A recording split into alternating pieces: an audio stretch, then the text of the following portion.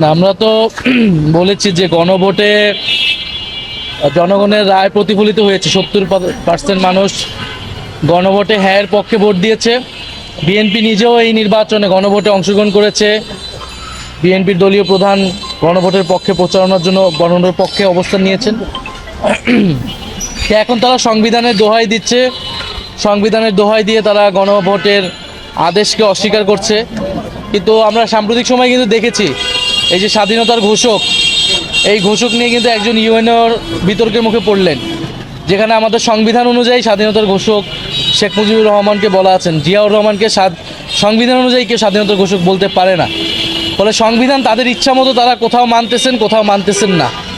এই দ্বিচারিতা জনগণের সামনে অলরেডি উন্মোচিত হয়েছে।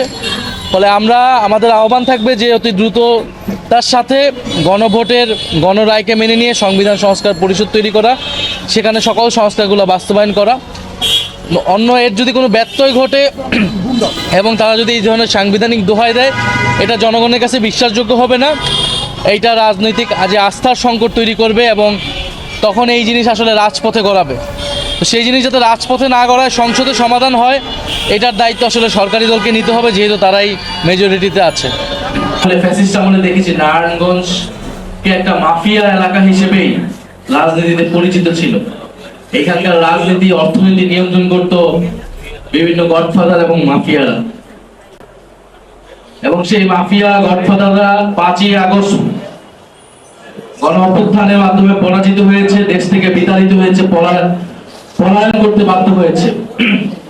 এখন আমাদের সংগ্রামটা হচ্ছে এই নারায়ণগঞ্জের রাজনীতি অর্থনীতিকে নারায়ণগঞ্জের মানুষের জন্য তৈরি করা।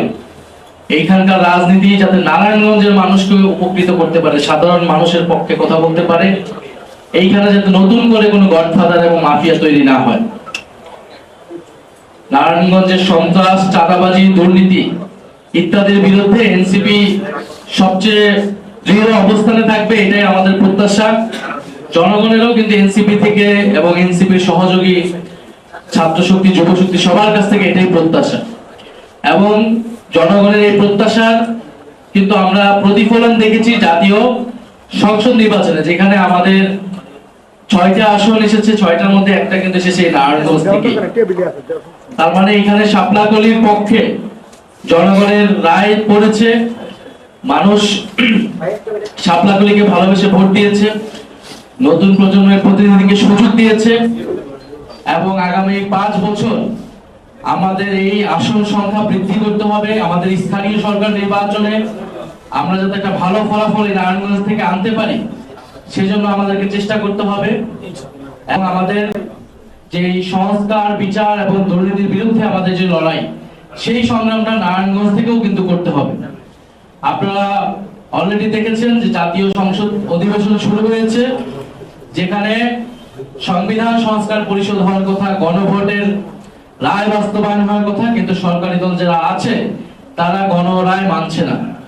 তারা সংবিধানকে তাদের নিজেদের মতো করে ব্যাখ্যা করছে। তাদের পক্ষে গেলে তারা সংবিধানের পক্ষে আছে, তাদের বিপক্ষে গেলে তারা সংবিধানের পক্ষে নাই। ফলে এই দ্বিচারিতা এবং সংবিধানকে নিজেদের মতো ব্যাখ্যা করার রাজনীতি আমরা কিন্তু আওয়ামী আমলে দেখেছি।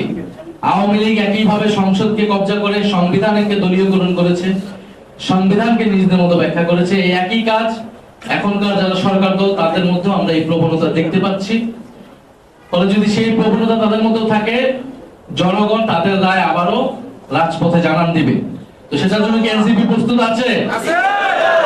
এনসিপি কে সেই বৃহত্তর রাজনীতির জন্য প্রস্তুতি রাখতে হবে। আমাদের সংগ্রাম সংসদে, রাজপথে, সব জায়গায় থাকবে। আমরা রাজপথ থেকে সংসদে গিয়েছি, কিন্তু সংসদে গিয়ে আমরা রাজপথ কি ভুলে যাব?